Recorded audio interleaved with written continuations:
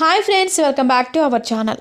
ఈ రోజు మీరు చూడబోయే ఈ వీడియోలో వృషభ రాశి వారికి మరికొద్ది గంటల్లో రాజయోగం పట్టబోతుంది. ఈ యోగం కారణంగా ఈ రాశి వారు అదృష్టాన్ని పొందబోతున్నారు.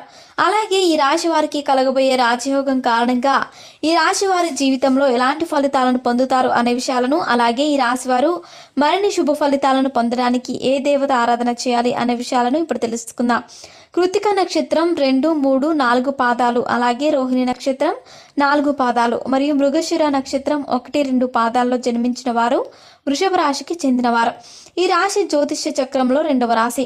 ఈ రాశి యొక్క అధిపతి శుక్రుడు. ఈ రాశి వారికి మరికొద్ది గంటల్లో వారి గ్రహాల యొక్క అనుకూల ప్రభావం వల్ల రాజయోగాన్ని పొందబోతున్నారు. ఈ యోగం కారణంగా ఈ రాశి వారికి 14 సంవత్సరాల నుంచి పట్టి పీడిస్తున్న దరిద్రం అంతా తొలగిపోయి అదృష్టాన్ని పొందబోతున్నారు. ఈ యోగం కారణంగా ఈ రాశి వారికి ఇప్పటి వరకు పెండింగ్లో ఉన్న పనులన్నీ పూర్తయిపోతాయి. అంతేకాకుండా ఈ సమయం